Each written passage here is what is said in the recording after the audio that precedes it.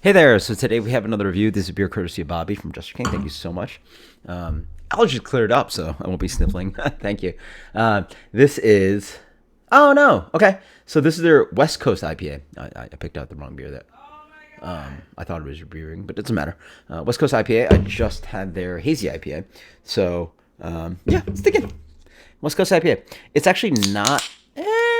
Wait, is that much bigger? Yeah, the pale ale was around 5.5. This is 6.4. So I assume similar traditional ingredients. Traditional, like, I don't know. How old is American IPA really? But decades and decades. So looks very proper. I mean, that's a solid medium gold color. Extremely crystal clear. I mean, I don't know about you, but I can see the camera through it. Yeah, I can literally see the camera through it. So you guys ideally see me through the beer. Wonderful off-white head. It has the same nose as the freaking other one. This is fresh as hell. It's about what 5 6 weeks fresh. Yeah, let's say 7 weeks fresh. 7 weeks fresh. Yeah. It has a little bit. It's kind of stinky. I thought it was phenolics on the early one, and I had one nose clogged by allergies, but I got a full nose and just got this like dirty-ish kind of character. Like it's not like bright and exciting. A little bit soily, a little bit of biscuit malt, but it's like piney, but also like dirty pine. And I'm into funky and dirty and all that cool stuff, but this one smells a little bit like. Jeez, let's go again. Yeah, it's almost a little bit dusty and almost like I don't know how to describe it. Just a little bit dirty. It's hard to describe. Like like soil is just like can be fresh, and it can be dry. It can be wet. It can be like like soil, but like it honestly smells a little bit like something's a little bit like dirty around here. Like like dusty. I don't know. That's just aroma. Yeah, see, that tastes great on the palate. That's fantastic. Like that's just clean execution. It has a razor sharp kind of focus to it.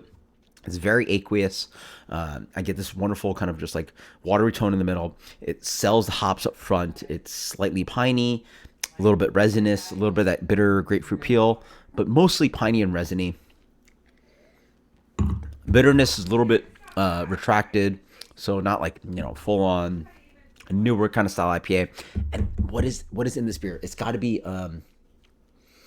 Mosaic or Simcoe because there's something offering that little twang that I was smelling, and that's what I'm getting here. I doubt it's like Centennial or Cascade or Amarillo is giving me those.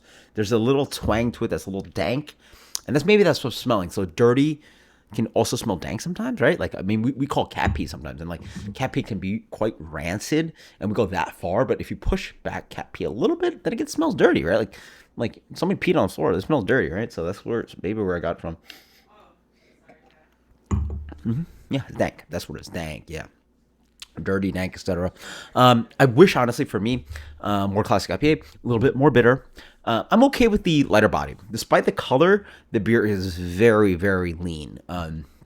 Honestly, I would have guessed this beer was more towards the Planning for President that I reviewed, like where that beer was like almost like straw colored, light gold. I assume that beer was like full Pilsner malt, like all the way. This has some color to it, but I don't really get too much malt character. Might have smelled a little bit and tastes a little bit here and there, but it's nice. It's a dank, driven IPA. It's quite lean. It has a little twinge of that kind of biscuit malt character, but it really drinks lighter than the color. It's a smaller beer. It's 6.4, so not like exploding past 7 for an IPA. Lean, clean, nice, bitter. Like I'm really liking this guy. This guy for me sort of sings a little bit more zinging than a pale ale. So this is a very good pale ale. Yeah. Oh, sorry, no, sorry, it's an IPA. No, it's a pale ale.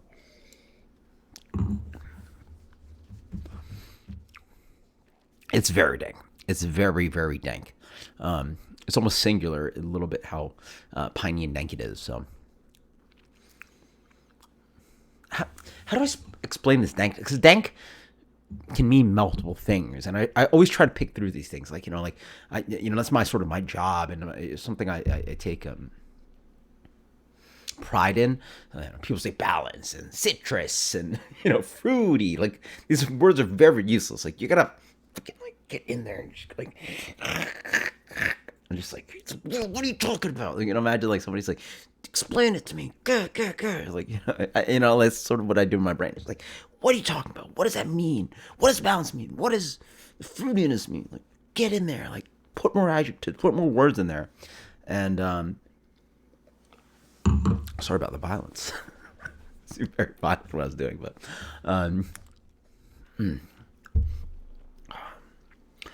what does that dankness mean to me? It's a dank, dirty thing, just like the nose. It has this kind of like, so like, I'm no marijuana connoisseur, but like, there's marijuana where it's like, something can be fruity, sometimes it can be like very green, but for me, this dankness is a little bit more soily. So it's a little bit soily and dank. So if that makes sense. I mean, like, I've never pulled a marijuana plant out. I don't think you're even supposed to pull it out of the roots, but like, just a little bit dank, a little bit green, a little bit brown and soily.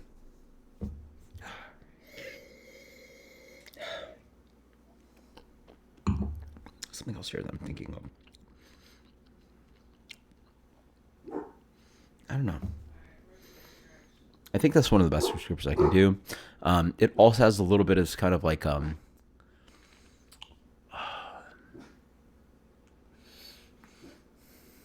no, it's just like soily and dank, a little bit resinous, a lot of bass tone hop character in here. Not too much, I don't think I can mention many fruits in here. Maybe a little grapefruit zest in here, or grapefruit peel, that bitterness, but mostly piney and a little bit resinous, and then dank resinous kind of character.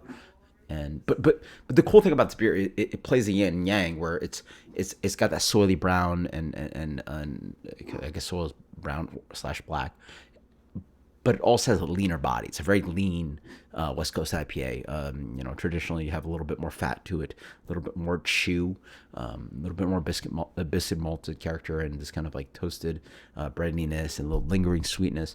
This beer's lean but dank at the same time, so you get a bass tone and the levity, so it's like plays that high and low kind of thing, so it's quite nice. I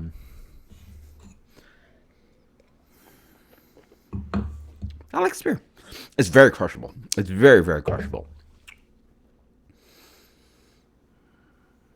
93 Jester King West Coast IPA.